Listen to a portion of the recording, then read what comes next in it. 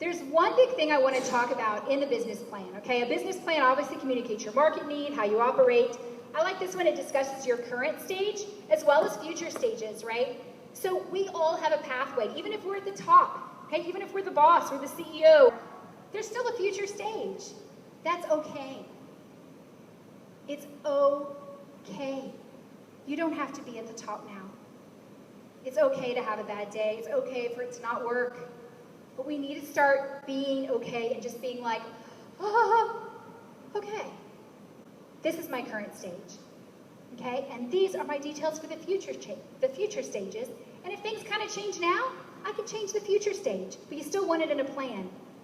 Includes financials. I stuck that in there for anyone who ever wants a board seat. You do need to know how to manage a P&L. Explains how you fit within the ecosystem of the whole. I love this one. That's what we're going to talk about. And details your target customers. Okay, focus point. Explains how you fit within the ecosystem as a whole. So you see how we're kind of coming back full circle. So ecosystem. When we're going to talk about an ecosystem, there are so many parts of your ecosystem, right? So remember Indivia? Let's talk about the healthcare ecosystem, because sometimes with my clients, I find that they're not thinking about all the different directions. So I'm going to try to have you think about that. Industry sectors just in healthcare, okay? Not only are there are a lot here tonight. Did you see the video when we came in? We have so many different people represented just here tonight, right? We have technical people, obviously from Athena Health. We have pharmaceutical companies or pharmaceutical representatives. We have people in business, people in biopharma. We've got people that understand government contracts. We've got people who understand media. We have providers.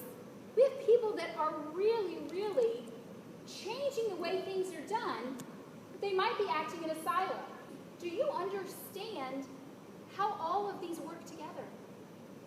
Where are you? You may be in a pharmaceutical company and you just think, here's my silo, here's the pharma company. But if this company isn't talking to the research company and to the technology company, and trying to figure out, gosh, are there any implications for pharmaceuticals and telehealth because we're headed that direction? Or talking to the wellness company, what are all of these new devices that have all these great new detections going to tell us that we're supposed to maintain our own health? How do all of these come together? Because the only way we're going to save healthcare is for these people to start talking. So where do you fit in this mix and how do you interconnect? Then, how can you leverage your weird in a way no one else can in terms of the strategic experiences that you need, okay? So this is the part where we're going to say, yes, sometimes we do just need to refine what we have, okay? I use manager a lot because I'm just really would be a terrible manager, so I like to go back to that. I could say, yes, I really need management experience, but instead, I would say, wait a minute, what would be more valuable to me really in my career? Do I need technical experience? You know, maybe somebody here does want a board seat, but you don't want to, you want P&L responsibility, but in your job, you're actually never going to, it's just unlikely you would have it. So what are you going to do? Leave your pharma job to get P&L experience, that's profit and loss statement, in case I forgot to say that, to get that experience, and then you're going to try to come back into pharma so you can get a board seat? That's risky for your career. So I think you need to define what you need, and then today I'll help you figure out a way to get it that's way less risky so you can actually screw up, not get fired, get the experience faster, get it super cheap, and do it in such a way that your boss can know. Okay, so that's pretty valuable. So start to define what you really need to get to where you want to go. And then who do you need to meet? Right? Again, same network. We're so many different places. Do you need to meet C-level executives? Would it be helpful for you to speak to somebody in tech? Who really needs to speak to each other to make these things happen? And who do you need to meet? Who do you need to know? And the second thing I want to challenge you to do is, you guys all came here tonight, and maybe not everybody looked at the list, maybe not everybody looked at everybody else's LinkedIn, maybe it's weird, okay? But if you did, who could you have introduced someone else to?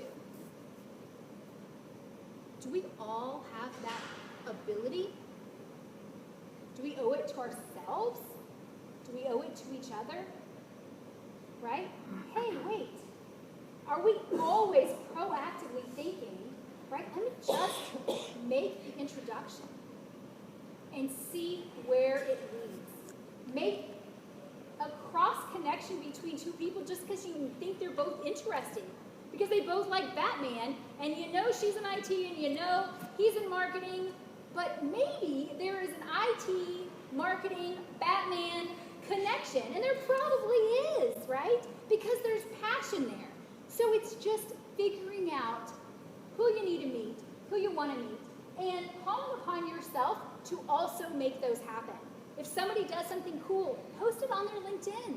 This person is amazing, right? Give somebody on your team, give a friend, give somebody that credibility that you too ultimately will need in your career. Okay?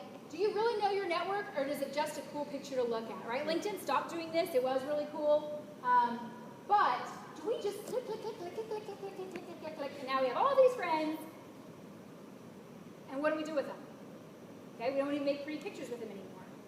So it's more valuable to take this network in here and start changing the face of healthcare, or slowly getting to know these people, but figuring out how you really interconnect and making the relationship to make it happen. Okay? Companies without a business plan fail because they don't know their fit, they don't know their role, they don't know where they are in the ecosystem. So make sure you have a critical understanding of that. And map it. Map your weird. Write it down. This is my weird. This is where you fit right here. Right? So when your manager wants you to follow the same path as everybody else, well, you're not going to stand here at the same time. You're not. This is my space.